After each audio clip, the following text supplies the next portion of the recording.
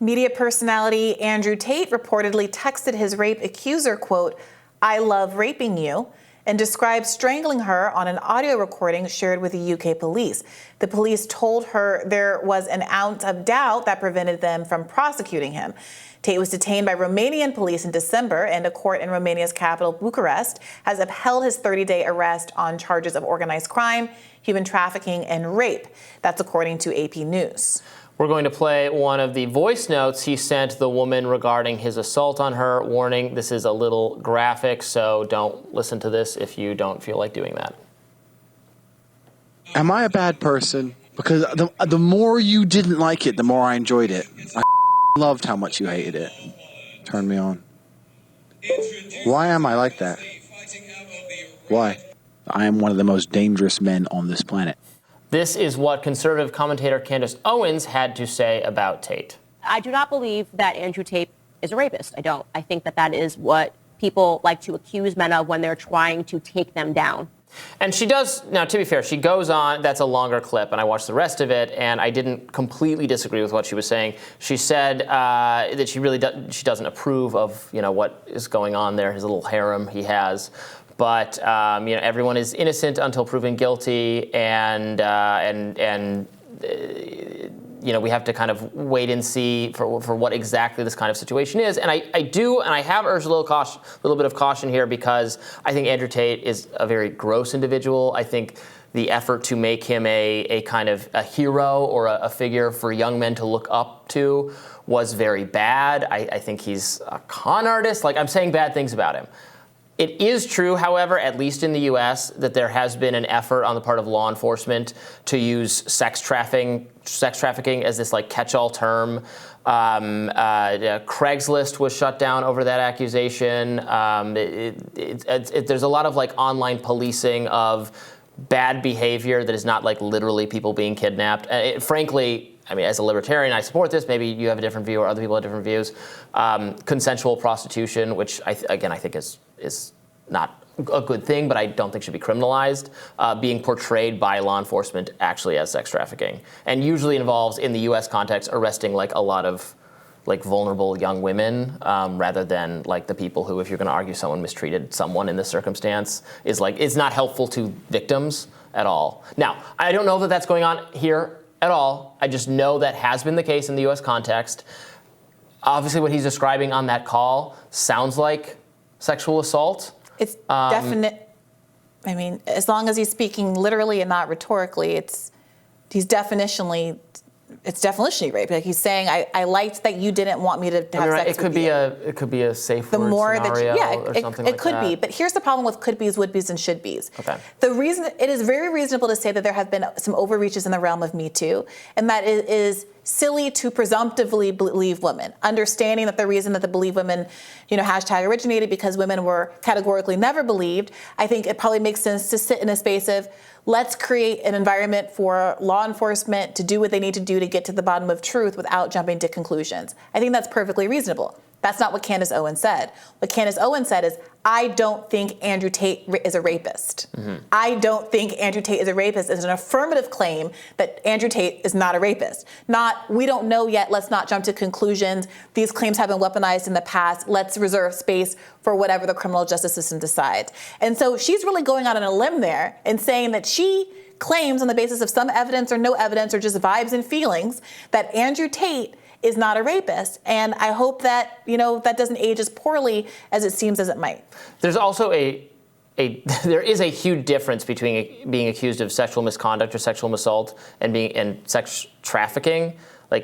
How with the people there lured under false pretenses, were they held against their will? All those things are going to factor into, it seems likely to me that Romanian authorities can find some charge to stick him with, whether that will be, what's described as people chained to radiators or something. I don't know. None of us know. Right, none of us know. But choices are being made about who to presumptively believe. And again, I think it's deeply hypocritical to say you shouldn't jump to conclusions and believe the woman, while at the same time you're going to jump to conclusions and believe Andrew Tate. Yeah, so the part of that we played I don't agree with. But it is, I mean, the right even accuses everyone of sex trafficking. I mean, the whole They most pizza, certainly do. Well, and right, so does everybody. So it's not wrong to say that that is an accusation that gets thrown around to discredit people, and it wildly disproportionate to anything going on. Yeah, I would simply not weigh in. I think it is not difficult for me sitting here as an independent observer who has no special knowledge of what's gone on in that case to simply say, we'll see what the police decide. We'll see what the investigation figures out. What I'm hearing on that tape is disturbing. And what we all know from his public statements in the past about hitting women and his website where he describes how he coerces women into these kinds of relationships that, again, people in the know describe as sex trafficking, exploitative type relationships, is evidence that I wouldn't want to be leveraged against me. I would not be a happy camper if all of that were out there in the world about me. However, we'll wait and see what happens. And it's interesting that Candace Owens has decided to weigh in on Team Tate. We'll see if history redeems her or not. Wait and see.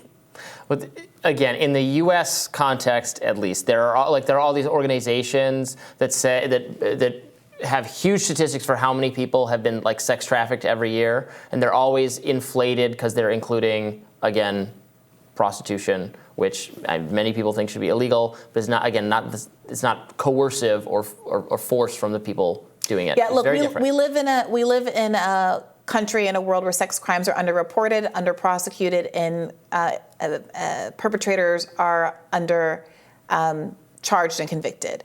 So I'm not going to participate in any kind of narrative that says that we're talking too much about the victims of sex crimes, even if there are overreaches and politicizations of it, the same way there's overreaches and politicization of every single thing. But it cannot be used as a political tool to make it more difficult for victims to get accountability from accusers when we barely have even cracked the door open to even acknowledging the extent to which sex crimes are rampant in our society. The number of rape kits that go untested every year, the number of crimes that simply go unreported. So it's very difficult. I am concerned about the overreaches of Me Too to the extent that it's made people take these real claims less seriously. And so I'll agree with you there. I'm not talking about this as a Me Too overreach so much as a law enforcement overreach. There has been a lot of law enforcement overreach on this subject. I on what subject specifically? Because sex crimes are not sex crimes, sex incredibly. Trafficking. I don't follow this. Maybe you know information that I don't know, and maybe that's true. But again, Andrew Tate, the information is out there. I think it's a really bold choice to come out and say, I don't think someone who was on tape describing themselves forcibly having sex with someone is a rapist. If I heard someone say, I enjoy forcibly having sex with you, I at very least would sit that one out. But hey, me and Candace Owens have different journalistic styles, and again, we'll see where the chips fall. I think I also want to wait to see what they come up with. It would not at all surprise me if they find very compelling evidence, based on what we just heard, that he committed a sexual assault. We'll see. We'll see. That's a wrap for us for this week. Well, we got the whole week done already. It's Thursday. Yeah, we're champions. If you missed any of our content the last few days, there's no need to fret. We will be re-upping this week's highlights for tomorrow, and we'll also be back next week to bring you all the updates on the news, including if I ever find my missing scooters. I know you're all on the edge of your seats about that. Tell us all in the comments what you feel about my new glasses. If you want to push me into a locker. Please validate this man and his glasses. I swear, every guest, they're judged on the basis today about how quickly they recognize that you have a new accessory. Oh, you're going to make me sound very vain. No. Look, Robby, we're both Leos. I joke about it because I empathize with it. And I see myself not just reflected in you, but also quite literally now reflected in your shiny new frames. They're great. I love them. I'm a big fan, Robby. It's Thank great. you, Briahna. I was waiting all show for you to say that. All right, I'm happy to validate.